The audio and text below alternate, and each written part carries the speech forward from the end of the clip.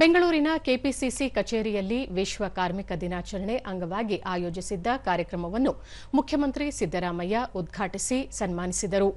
ಈ ವೇಳೆ ಉಪಮುಖ್ಯಮಂತ್ರಿ ಡಿಕೆ ಶಿವಕುಮಾರ್, ವಿಧಾನ ಪರಿಷತ್ ಮುಖ್ಯ ಸಚೇತಕ ಸಲೀಂ ಅಹಮದ್, ಖಾತರಿ ಅನುಷ್ಠಾನ ಪ್ರಾಧಿಕಾರದ ಅಧ್ಯಕ್ಷ ಎಚ್ಎಂ ರೇವಣ್ಣ, ಕೆಪಿಸಿಸಿ ಕಾರ್ಯಾಧ್ಯಕ್ಷ ಜೆಸಿ ಚಂದ್ರಶೇಖರ್ ಸೇರಿದಂತೆ ಹಲವರು ಉಪಸ್ಥಿತರಿದ್ದರು.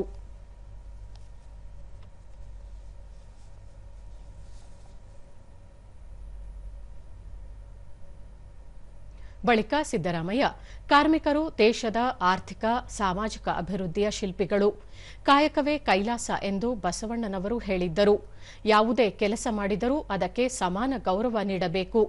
ಕಾರ್ಮಿಕರು ದೇಶದ ಸಾಮಾಜಿಕ, ಆರ್ಥಿಕ ಅಭಿವೃದ್ಧಿಗೆ ಅತ್ಯಗತ್ಯ ಎಂದು ಹೇಳಿದರು. ರಾಜ್ಯ ಸರ್ಕಾರ ಕಾರ್ಮಿಕರ ಹಿತರಕ್ಷಣೆಗೆ ಹಲವು ಸೌಲಭ್ಯಗಳನ್ನು ಜಾರಿ ಮಾಡಿದೆ. ಕೆಲಸದ ಸ್ಥಳದಲ್ಲಿ ಮೃತಪಟ್ಟರೆ ಈ ಹಿಂದೆ ನೀಡುತ್ತಿದ್ದ 5 ಲಕ್ಷ ರೂಪಾಯಿ ಪರಿಹಾರ ಮೊತ್ತವನ್ನು 8 ಲಕ್ಷ ರೂಪಾಯಿಗೆ ಹೆಚ್ಚಿಸಲಾಗಿದೆ. ಸಹಜ ಮರಣ ಹೊಂದಿದವರ ಅಂತ್ಯ ಸಂಸ್ಕಾರಕ್ಕೆ ನೀಡುವ 75,000 ರೂಪಾಯಿ ಮೊತ್ತವನ್ನು 1.5 ಲಕ್ಷ ರೂಪಾಯಿಗೆ ಏರಿಸಲಾಗಿದೆ ಎಂದರು.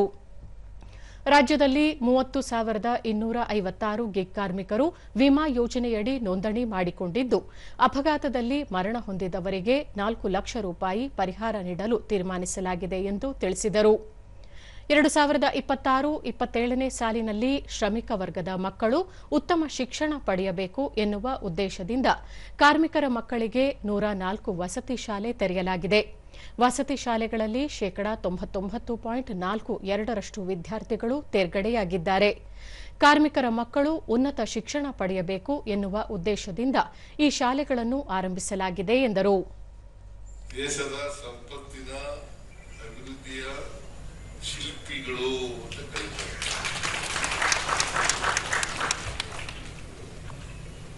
ನಮ್ಮ ಸರ್ಕಾರ ಯಾವಾಗಲೂ ಕೂಡ ಕಾರ್ಮಿಕರ ಪರವಾಗಿದ್ದೀವಿ. ಕಾರ್ಮಿಕರನ್ನ ಗೌರವಿಸ್ತಕ್ಕಂಥ ಕೆಲಸವನ್ನ ಮಾಡ್ತೀವಿ. ಮತ್ತೆ ನಮ್ಮ ರಾಜ್ಯ ಸರ್ಕಾರ ಅನೇಕ ಕಾರ್ಮಿಕರಿಗೆ ಸಹಾಯವನ್ನ ಮಾಡತಕ್ಕಂಥ ಕೆಲಸವನ್ನ ಮಾಡ್ತಾ ಇದ್ದೀವಿ. ಈಗಲೂ ಮಾಡ್ತೀವಿ, ಮುಂದೇನೂ ಕೂಡ ಮಾಡ್ತೇವೆ ಅಂತಕ್ಕಂಥ ಮಾತುಗಳನ್ನ ಈ ಸಂದರ್ಭದಲ್ಲಿ ಹೇಳಲಿಕ್ಕೆ ಬಯಸ್ತಾ ಇದ್ದೀನಿ.